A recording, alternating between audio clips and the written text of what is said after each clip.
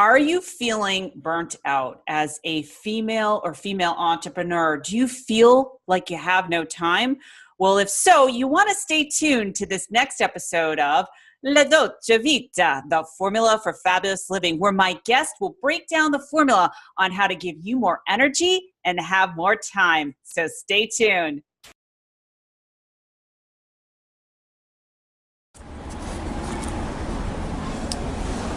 Frankie Lee, dimmi, quale senso della vita? The meaning of life is to live la dolce vita, which is the formula for fabulous living. Hi, my name is Heather Picken, and welcome to the La Dolce Vita Show, the formula for fabulous living. I'm the catalyst in helping you to be more confident, create your dream business, and attract elite clients and live a fabulous life. Here's Heather helping you to upgrade your life to fabulous. Upgrade your life to fabulous. Right, Frankie? You're fabulous.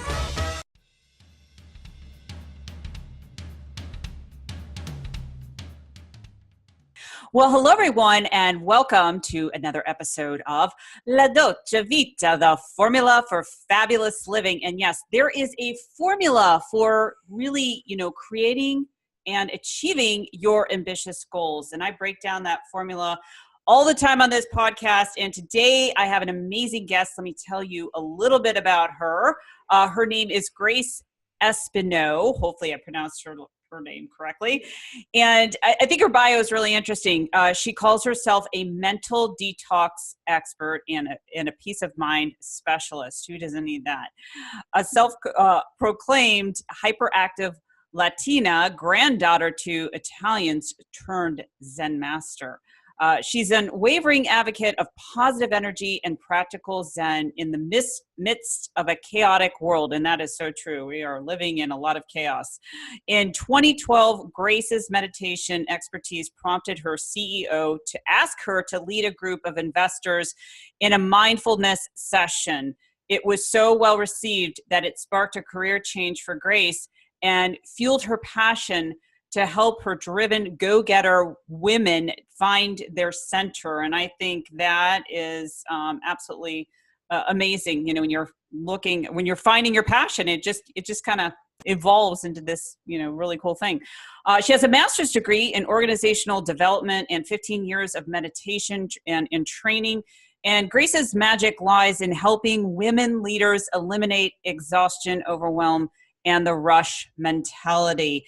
In her own day-to-day, Grace leads programs on meditation, stress management, and mindful leadership to corporate employees in Colorado, as well as doing it all over the world online. So today, we're going to be talking about the surest way to have more time and energy is to stop rushing. Okay. And that's it. That's the show. We're done. Stop rushing, everyone. So, Grace, thank you so much for being my guest today. You're welcome, Heather. It's a pleasure being here.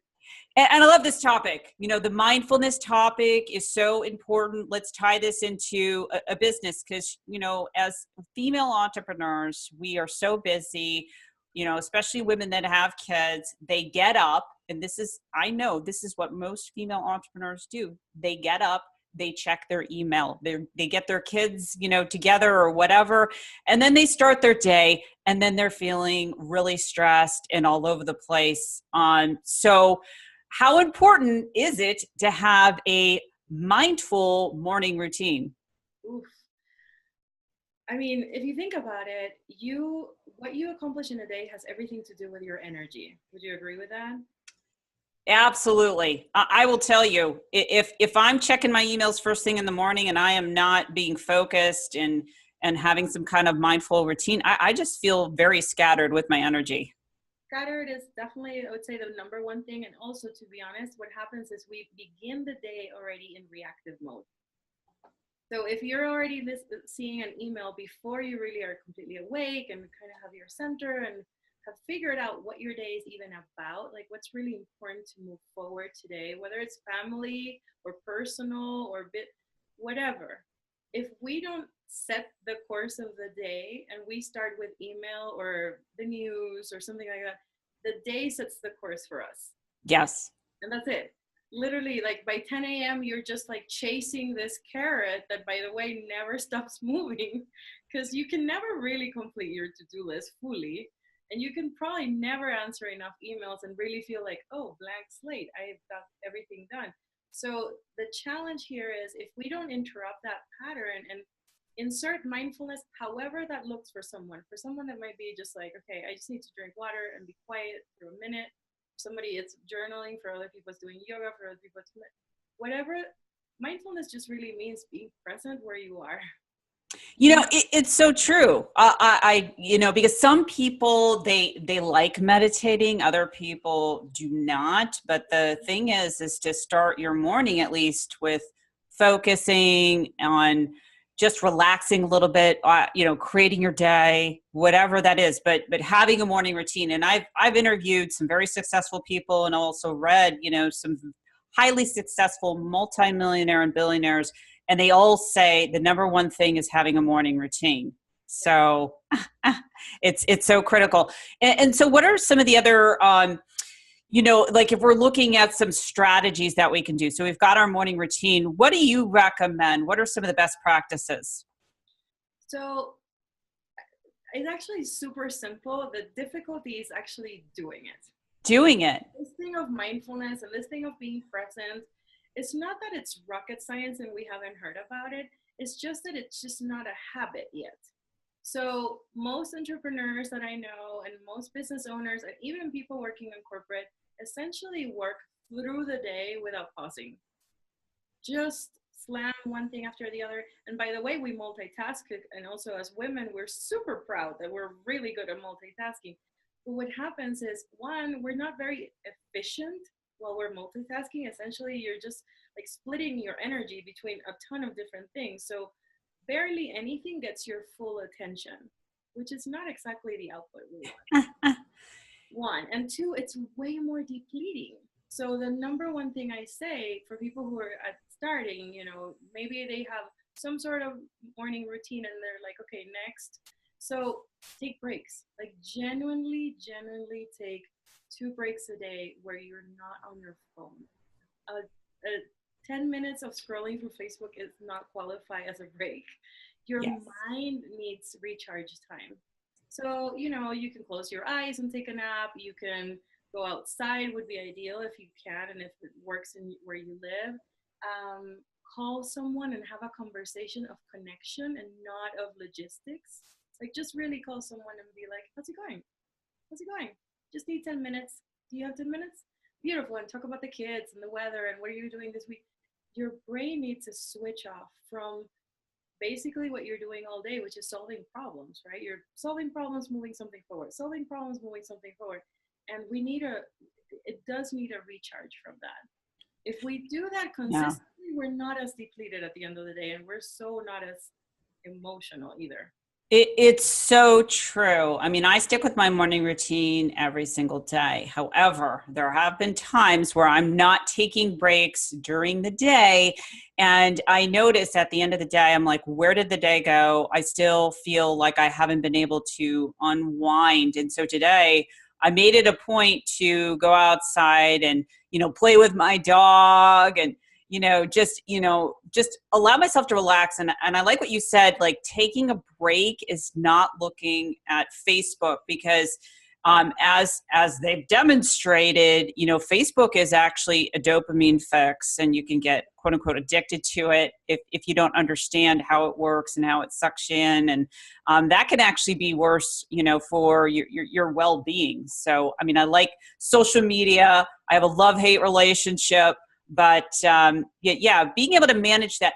So, okay, so let's just say we're going throughout our day and this happens. As an entrepreneur, you have what I call your freak out moment. So what are some strategies that you would recommend for women to really, kind of ground themselves, calm down their mind in that moment?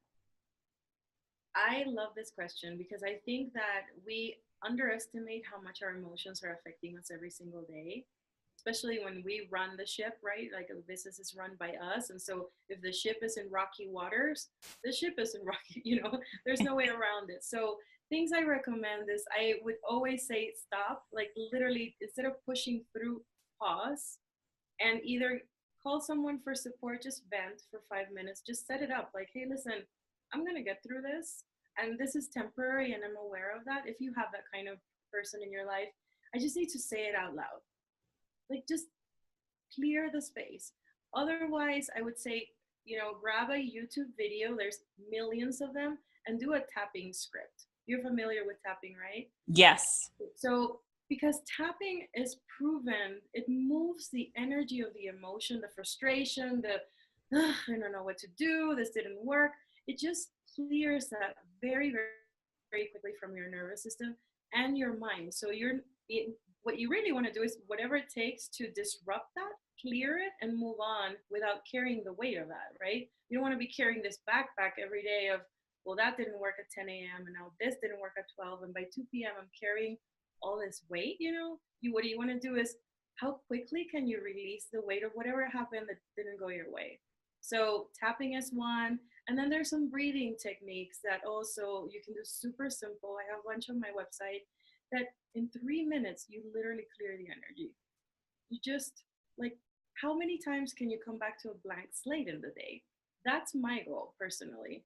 Like, I don't want to start at 2 p.m. or a 4 p.m. meeting with the experience that I had at 10 a.m. if it wasn't good, Right.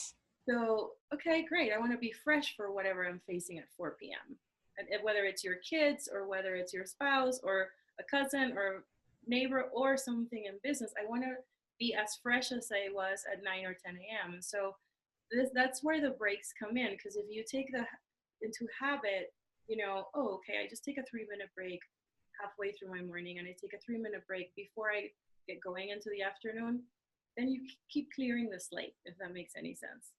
Oh, absolutely. Absolutely. Yeah. So the key is getting into the habit, slowing yourself down, and also not, you mentioned, like not multitasking, or women do love multitasking, but they've actually done studies on that and showing how ineffective it is for productivity. So not doing that.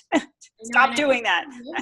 One thing I've noticed is, I've talked to probably 4,000 women over the last couple of years, and there's a certain pride. Like, I can have a baby in one arm and cook dinner and answer emails, and I'm like, but it's killing you. You're depleted and exhausted and kind of frustrated about it. So let's not keep saying that we're amazing at it because it's not actually working, So it's this like double-edged sword. On the one hand, we're like, yeah, we're way better at that than men. And we're way more exhausted than them in general. Absolutely. And I always say, look at what your physiology is doing. Like, what is your body dictating if you're putting all this stuff on your plate, especially if you're working at home as a female entrepreneur and you've got kids and you've got all of these things just piling up and you're not taking time for yourself. It's going to show up. It's going to show up as a headache or getting sick all the time. Have you ever, I don't know about you, but I've worked with clients where because they're not having a self-care routine, they constantly are getting sick, and then that impacts their business. So of course I have to address their business in a very holistic way. So have you found that to also be true when you're working with women that are just taking on too much? Absolutely. I would say that's like who I always talk to. Stress has 3 main, manifestations. I would say it's on the physical side, and one of the symptoms on the physical side is you catch every cold. When you're really depleted and depleted is the right word. Your resources to fight the environment that's kind of not fantastic around you is depleted. So you catch everything. For most people, it looks like, back pain and migraines and headaches and all of that. For some people, it gets as bad as anxiety, and panic attacks and all of that stress. Then there's the emotional compartment, right? We're irritable, we're short-tempered, we're moody. One day we're on a high, the next day that's mostly all stress for those of us who, generally speaking, are healthy, but we're just under we've been under stress for too long without managing it. And then there's, of course, the physical, right? Aches and pains, and your back goes out, and all of a sudden your neck, you can't quite move it to one side, all stress. In fact, they say that about 85% of the reasons that you end up in a doctor, just a regular doctor, can be traced back to stress and lack of managing stress. Oh, I 100% agree, because stress isn't something that just quote unquote happens to you. It's internal. And it goes back to, if you're not taking care of yourself, if you're not focusing on yourself first, and then you're giving to everyone else except for you, then yeah, you're going to end up in the doctor's office. That's why when the flu season was going around this past winter, I'm like, I'm not going to get sick. And I didn't get sick because I was totally in check with my emotions, how I was feeling. Am I putting too much on my plate? So I think what you're saying is so critical. What other mistakes do you find that women in general, or women entrepreneurs, are making when it comes to, trying to do everything? I think the biggest thing is, it's still pretty new for us to admit that we're fully responsible for our mental and emotional health. At this point, we've gone through the 80s and the 90s and all of the craze fads about diets and losing weight and all this and that. And so there's enough information that we've been exposed to that we're at least aware, like, okay, I need to make sure my body's healthy. Like, that's kind of given. Everybody's like, okay, yeah, I mean, whether it's weight loss or don't break a leg, or, my physical health is my responsibility. But somehow we're not quite there yet with mental and emotional health. And I don't necessarily even mean mental health like bipolar or something like that. Right. Just every day, like, take the temperature, where am I? Like, let's say one is practically no stress. You could be napping on a hammock in the Caribbean. Beautiful. That's pretty unrealistic for day-to-day life that lives in like vacation mode, where you really cut up on sleep. But a 10 is where, you know what, people don't really want to be around you. You're difficult to be around. You're reactive. You're short-tempered. You're not your best, and you know that place. But okay, so every day, do we, just like when we start to get like our sore throat starts and we go, I need vitamin C, I don't want to catch this cold. Do we do that with stress and emotional and mental health? Do we go, oof, I'm close to a 10 this morning already, and it's only 9 a.m. What do I need to do to self-regulate to come to the middle and take care of myself? Just like when we feel, oh, my nose, my throat, then I go take supplements or vitamins so that I don't get to the flu. We don't quite do that yet with mental and emotional. Right. Now, do you find the same thing is true with men? Do you think men handle stress better, or do they just eat it for breakfast? They do something. They don't necessarily do it better. That I can tell you, because I've done workshops with them. They just basically, they do a little bit different. One, they push through this whole thing of regulating. They're like, no, I'm going to go to the gym. I'll see you in 8 hours. And they just go burn. Like, they mostly experience it physically, although there's a lot of anxiety and there's a lot of anxiety going on for men. They figure it out physically.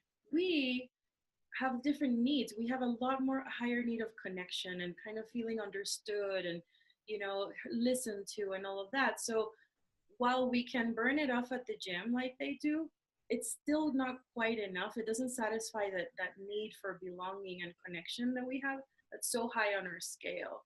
So in fact, my experience right now teaching workshops in corporate America, guys feel like, yeah, it's stress. So what? Like, I'm going to go play basketball after this.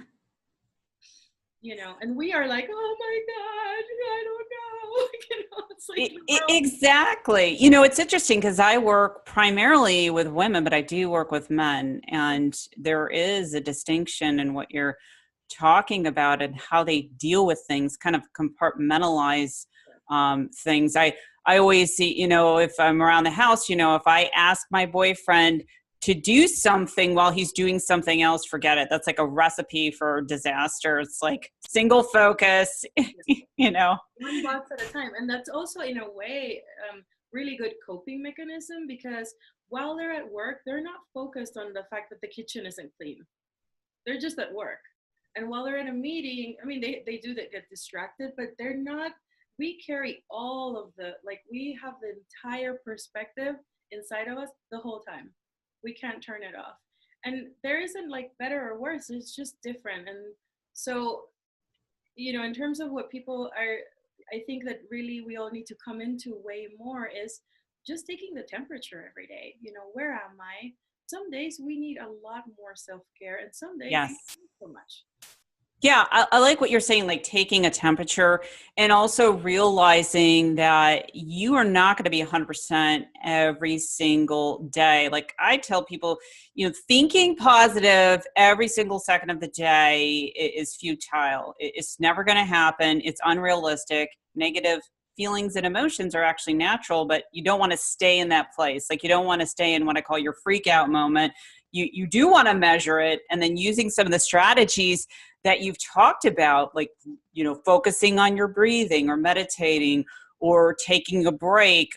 One of the things I like to do if I can't figure out a problem or I'm stressed out is I go to my happy place. Like I go to a coffee shop and take out a journal and start journaling, because I find taking myself from my physical location, if I'm at home, to a different place allows me to kind of free up the energy, just like you were mentioned before with the tapping.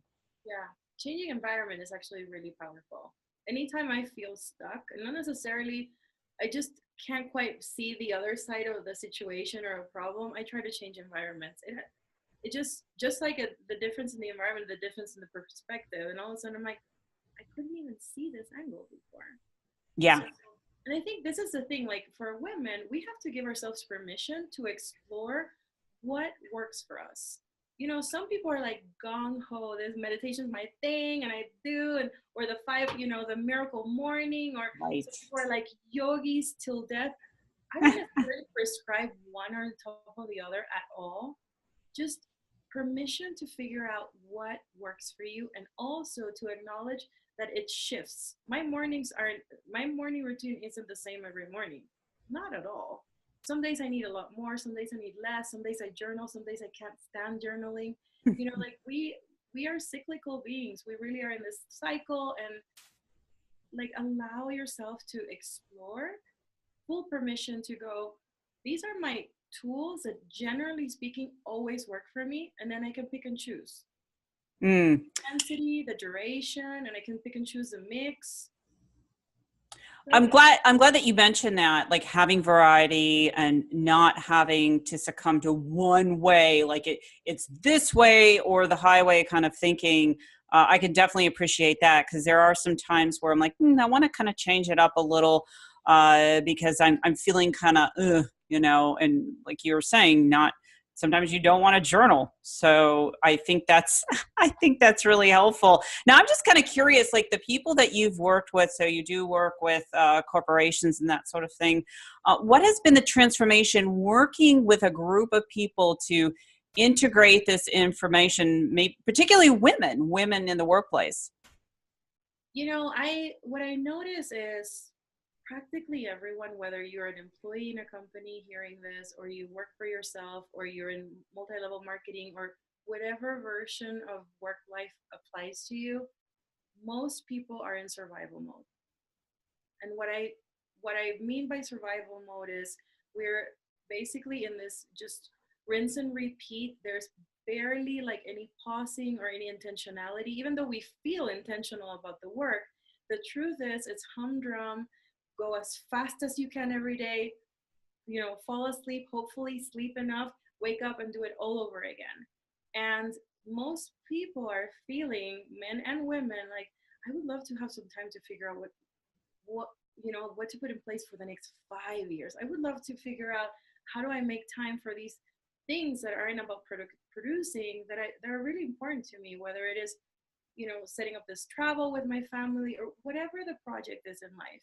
But most people are caught in not knowing how to get out of this cycle of like rinse and repeat as fast as you can every day, crash at night, wake up and do it all over again. And Yeah. when they start, you know, hearing the information, but mostly applying the tools of, okay, 2 breaks a day, and here's how my breaks look. And how do my mornings need to really be adjusted so I'm not rushing from the moment I get out of bed. And in the evenings, like, what do I do? Do I just basically keep going till 10:30 p.m. and then hope to sleep? Like, the minute we start incorporating these, what I call kind of buffers into our life, people realize they actually have more time than they thought they did. They have more energy than they thought they did. They no longer make decisions that are terrible for them. They actually, their decisions get really powerful because there's just, oh, why am I don't need to be in that meeting. Thank you very much. Even a corporate, I get a lot of people say, since I've been working with you, I quit my job and I did it. And I'm like, no, I didn't. No. It's like, I'm not a career coach, but Right. what happens is people get really present to Yes. and in that space of presence, you get way clear about what decisions are you making, which ones are you avoiding, and what decisions you want to be making. And so life gets way better. I can say that for sure. Their relationships get better, and without a doubt, people start sleeping better. I get calls from moms who are like, I don't know how you did it, but I have more time and nothing's changed. And I'm like, what do you think changed? So that's around the transformation. I love that. Yeah. So the whole survival thing and being able to transform their life and realizing that the secret is really about slowing down, being more present, giving to yourself. I often find it is those quiet moments that you do tap into your creativity and you find the answers to problems, that you might need to solve in your business or any aspect of your life. So trying to speed things up is just never going to work, So I love this conversation. I could be talking to you for hours, but we are out of time, Grace. And I appreciate what you do. And I'm hoping that your message, that this interview today is really going to give women entrepreneurs, a different way of how they need to operate in their lives, like really giving back to themselves so that they can go out there and accomplish their ambitious goals. So before we go today, where can people learn more about you and your work? Sure. Basically, I can be found everywhere by the name boostyourzen.com. So Boost Your Zen on Facebook, Boost Your Zen online, and you'll find me on my website. And really, just thank you for the invitation. I could talk to you all day as well. I think we're very much on the same page, and we're like pro women leadership. And I just would love to just invite women to, it's not just the push. It's also our innate intelligence, our intuition is so valuable, which is very close to the surface for us if we slow down enough. I love it. Very well stated. Grace, thank you so much for being my guest. And I just want to give a little shout out for all the women that are watching, whether you're watching this on YouTube, listening to this on iTunes. Please make sure that you subscribe if you're on iTunes and rate the show. This is how I get the message out there, because I am a woman on a mission to empower millions of women on this planet to really accomplish their ambitious goals and live what I call their La Dolce Vita life, which simply means the sweet life. Until next time, this is Heather Picken. Take care, everyone. Bye-bye. So if you found this show to be fabulous, please share with your fabulous friends, rate, review, and subscribe on YouTube and iTunes. And I'll make sure I take a beatbox lesson, right? Or give my little chihuahua a bone.